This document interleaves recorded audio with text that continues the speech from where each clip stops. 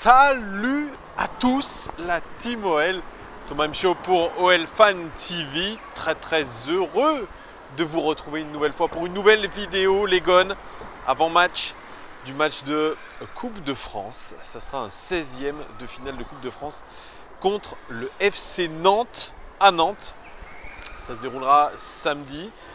Nous sommes en lice dans toutes les compétitions, comme aime le rappeler un certain Jean-Michel Aulas. Oui, effectivement, nous sommes en lice dans toutes les compétitions, mais nous avons un effectif plutôt réduit avec les nombreuses blessures qui nous touchent. Et pour être tout à fait sincère avec vous, je ne sais pas où ça va nous mener. Clôture du mercato hivernal dans 15 jours et pour l'instant, pas l'ombre d'une recrue. Beaucoup de pistes, mais ça fait peur aujourd'hui puisque même Rudy Garcia, qui était en conférence de presse pour ce match-là, eh bien, a dit qu'il serait assez court s'il voulait jouer à fond toutes les compétitions. Il serait vraiment à court de joueurs. Et pour l'instant, ça commence à se voir effectivement parce qu'on ne pourra pas faire effectivement toutes les compétitions à fond avec autant de joueurs en moins, notamment des joueurs offensifs. Là, il dit qu'il prend tous les joueurs qu'il peut avoir à disposition, il les a pratiquement au complet, il peut ne se passer d'aucun joueur. C'est pour vous dire comment la situation est un peu chaotique pour Lyon. Enfin chaotique, on a quand même un effectif de qualité, mais on a très peu de profondeur de banc. Et vraiment c'est un coup de pression un petit peu que met Rudy Garcia sur les recruteurs, puisqu'il faut absolument se renforcer. C'est ce qu'a dit d'ailleurs Jean-Michel Aulas sur RMC Sport. Il l'a confirmé. L'OL souhaite se renforcer. Lucas Touzard, eh bien, on le maintient. Malgré l'offre du Hertha Berlin, on ferme la porte pour Lucas Touzard, on ferme la porte pour Moussa Dembélé, et puis on force absolument pour avoir 1 à 2 joueurs supplémentaires, un offensif en priorité. Milieu de terrain, eh bien, je vous l'avais dit dans une précédente vidéo, Jean-Michel Seri est désiré lui aussi, mais c'est très compliqué. On est face à un mercato qui est très difficile. Le mercato hivernal, ce sont des joueurs forcément qui sont en difficulté dans leur club, qui veulent partir, qui veulent espérer jouer l'Euro. Donc qui dit en difficulté dit peut-être une adaptation difficile. Et puis les prix du marché qui sont absolument démentiels, on va pas se mentir. Des joueurs moyens qui sont carrément surcotés. Mais, on a la jurisprudence Lucas Touzard. Plus de 30 millions d'euros pour un joueur qui est moyen. Donc vous voyez, il y a une inflation absolument énorme et surtout des joueurs et des agents qui demandent des salaires mirobolants. Donc aujourd'hui, on se retrouve dans une situation plus que complexe. Vraiment, dans une situation où on cherche la bonne formule, on cherche la bonne solution, on cherche surtout le bon profil. On risque tout simplement de se retrouver peut-être qu'avec ce même effectif, il faudra faire avec.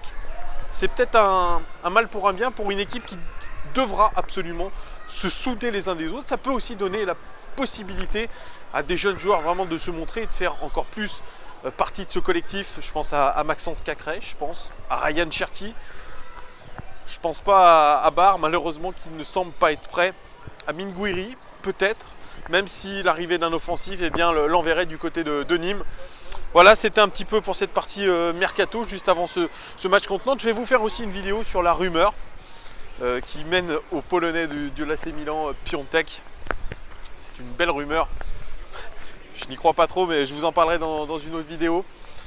Dans cet avant-match, dans cette conférence de presse, Rudy Garcia, il a parlé de la programmation du match qu'il trouve complètement ahurissante. C'est vrai, on rejoue 3 jours plus tard contre Lille en Coupe de la Ligue. Il dit que les joueurs sont cramés, qu'ils n'ont pas le temps de récupérer, etc. Oui, c'est une constante, même chez Rudy Garcia. C'est ce que disait aussi Thomas Tourel en conférence de presse, que ces joueurs, à force de jouer à 21h, eh bien, ils n'ont pas le temps de dormir. Voilà, c'est vrai, ça fait mal aux organismes, etc. Mais aujourd'hui, vous êtes dans du foot business, vous gagnez énormément d'argent grâce à ce foot business. Donc ça fait partie un petit peu des lois de ce foot business. Donc aujourd'hui, je ne peux pas entendre des discours comme ça, sachant qu'on a quand même des clubs qui sont très riches. On parle du Paris Saint-Germain qui est un club extrêmement riche. On parle de l'Olympique Lyonnais qui est dans le top 20 des clubs les plus riches au monde selon le cabinet Deloitte. Donc non, je ne suis pas d'accord avec ça. On est dans un foot business, on doit accepter les règles de ce foot business. C'est des diffusions Et oui, pour différents diffuseurs, différentes chaînes de télé. Voilà, c'est un spectacle, c'est un prime time. Je sais qu'on joue beaucoup à 21h, c'est caractéristique de la France, c'est pas forcément le cas en Angleterre, en Allemagne. Mais voilà, aujourd'hui, il faut savoir s'adapter, on ne peut pas utiliser ça comme excuse. Donc moi, je pense qu'il faut clore le chapitre des pleurnichages. C'est comme ça, c'est le foot business. On ne peut pas faire autrement. Autre sujet évoqué dans la conférence de presse, Lucas Touzard. On ne veut pas le laisser partir. Il a même dit autre chose. On est sûr que Lucas Touzard sera titulaire contre le FC Nantes. Maxence Cacré est lui suspendu. On devrait avoir deux sur Anto Lopez, deux sur Lucas Touzard et deux sur Moussa Dembélé, puisque le président de l'OL l'a répété. On veut vraiment construire cette équipe en attaque, en tout cas autour de Moussa Dembélé. Donc les trois déjà, ces trois joueurs-là sont assurés d'être sur la feuille de match, en tout cas titulaires. Voilà, et il a parlé de Marcelo. Il était très très content que Marcelo se soit réconcilié avec les supporters. Quelle belle histoire. Voilà, un Marcelo qui a repris du poil de la bête. Sur qui on compte? Bah oui, on compte, puisqu'on a du mal déjà à trouver une piste offensive. Alors une piste défensive, c'est très compliqué aussi, vous l'imaginez. Donc on va faire confiance à Marcelo, on va essayer de le caresser dans le sens du poil, quitte peut-être avoir fait au préalable une espèce de médiation entre les Bad Guns et Marcelo. Voilà, c'est peut-être le club qui a organisé tout ça. Puis le match contre Bordeaux, cette belle victoire nous a permis aussi de rentrer dans un climat plus positif. Regardez où je suis.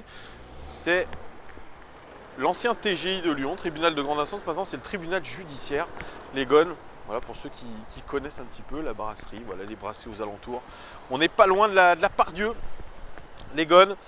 Oui, donc c'est dans cette conférence de presse, lui, qui s'est aussi attardé, Rudy Garcia, sur le cas Andersen.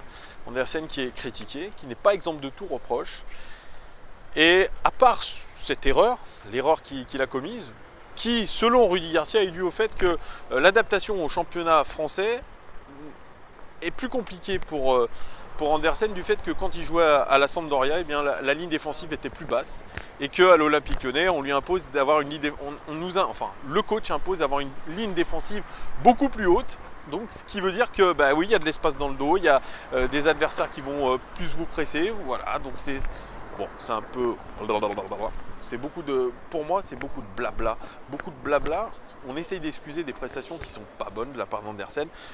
Il a reconnu d'ailleurs, Rudy Garcia, que le poids de son transfert, du prix de son transfert, était peut-être aussi une partie de la réponse à cette problématique Andersen. Voilà, mais il joue un petit peu la calinothérapie avec lui. C'est Claudio Cassapa, qui est l'entraîneur des défenseurs, a fait un travail spécifique avec lui. Rudy Garcia lui a répété qu'il avait été bon. Malgré cette erreur, il avait fait un bon match. Ce que j'ai d'ailleurs montré aussi dans mon débrief, je vous l'ai dit, les Gones, il a fait plutôt un bon match. Si on enlève son erreur, qui est une erreur qui aurait pu nous coûter très cher, il a fait plutôt un bon match, Andersen. Donc oui, ça va prendre du temps pour que ce joueur-là s'adapte, essaye de montrer toutes ses qualités. Puisque c'est vrai, je me suis fait une vidéo de ses prestations quand il était à la Sampdoria de Gênes. C'est vrai qu'on n'a pas le même joueur. On a un joueur qui était beaucoup plus confiant dans son jeu de relance, qui avait d'ailleurs des passes qui cassaient les lignes. C'est assez impressionnant. Un jeu long très précis. Voilà, il faut qu'il arrête de jouer en arrière systématiquement. Il faut qu'il se fasse confiance. Il faut qu'on lui fasse confiance aussi. Et ça va rentrer dans l'ordre. Je suis sûr que d'ici un an, on dira « Waouh, c'est un super joueur ». Donc voilà, laissons-lui un peu de temps. Je sais que dans ce monde professionnel de football ingrat, dans ce foot business ingrat, on ne laisse pas beaucoup de temps aux joueurs, c'est vrai. On veut l'immédiateté dans les résultats, c'est vrai aussi. Mais voilà, laissons du temps à Andersen. En tout cas, bon, un match contre le FC Nantes qui sera loin d'être facile, les Gones. Si je fais petite analyse un petit peu avec understat.com, regardez, c'est joli derrière, c'est la Tour In City. Voilà, pour ceux qui aiment Lyon, la Tour In City. Là, c'est les bouchons derrière moi. Ouais, c'est l'heure de pointe à Lyon, c'est les bouchons. On va faire ça dans les bouchons, on s'en fout, voilà, je suis un citadin. Alors, si je regarde les statistiques sur Understat, 4e de Ligue 1, le FC Nantes, avec 32 points. Ils devraient être 9e avec 28 points, soit 4 points de moins. Ils sont en surperformance, en énorme surperformance, mais en surperformance quand même. Ils sont la 16e attaque de Ligue 1, ce qui est loin d'être bon. 19 buts seulement, ils auraient dû en marquer 19 selon les expected goals. Ils sont cohérents par rapport à la qualité de leurs occasions. Par contre, c'est la 4e défense de Ligue 1, juste devant nous. Ils ont encaissé que 18 buts, nous on en a encaissé que 19. Ils auraient dû en encaisser 18. Vous voyez, ils sont aussi cohérents dans la surface de réparation. Finalement, c'est une équipe qui est très cohérente par rapport à ses prestations. Et c'est là où on peut être un petit peu inquiet. Au niveau de l'indice de pressing, c'est pas non plus extraordinaire. C'est 11,5. La moyenne de Ligue 1, eh bien c'est ça. C'est à peu près 10,5, 11. Nous, on est à 10. Le PSG est à 7,5. C'est pas un pressing démentiel. Mais voilà, le meilleur buteur, c'est Blas. 5 buts pour lui. Suivi de Koulibaly, 4 buts, et de Touré, 3 buts. Meilleur passeur, c'est Simon, 5 passes décisives, et suivi de Mehdi Abed, 2 passes décisives. Au niveau des expected goals par 90 minutes additionnés aux expected assists par 90 minutes, et bien c'est Moses Simon, avec 0,49. C'est un très bon joueur, il l'a montré d'ailleurs au match aller en championnat, où d'ailleurs on avait perdu, rappelez-vous, ça avait été le début d'une très grosse crise avec Silvito. Ouais, on n'avait pas été très bon, on avait raté surtout des occasions, et puis il y avait cet improbable on goal, je crois, de Marsal. Alors le dernier match de Nantes a été gagné en championnat 2-0 chez notre ennemi stéphanois. On peut être content. Ils ont gagné chez les Steph, qui sont sur une mauvaise série, les Steph, mais on s'en fout, évidemment. Voilà, donc ils sont sur une bonne série. Alors pour les absents, Palois, Wagué et Koulibaly forfait chez eux.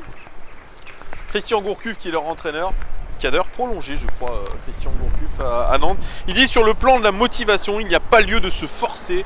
Cela va être un match excitant. Sur la motivation, on n'a pas de surprise à attendre. Ouais, on a un groupe nantais qui est très motivé, qui est sur une bonne série, qui est conscient de ses forces, qui est conscient aussi un petit peu de ses faiblesses. Je pense que c'est une équipe très très bien managée, même si elle ne marque pas beaucoup.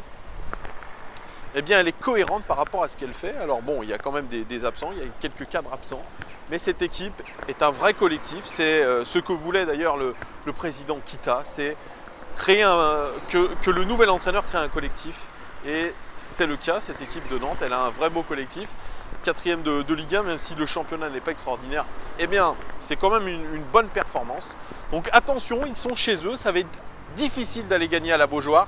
Il faudra, comme le dit Rudy Garcia, éviter les prolongations, parce qu'on joue 3 jours plus tard contre Lille chez nous, et si on veut faire une belle prestation et atteindre la finale de la Coupe de la Ligue, eh bien, il faudra être frais, et on ne peut pas se permettre d'aller aux prolongations, surtout que, comme je vous l'ai dit, la profondeur de banc est limitée chez nous. Donc voilà, essayez de plier le match assez vite. C'est pour ça que je pense que Rudy Garcia va aligner quasiment son équipe type. Alors dans quel système, j'en sais rien.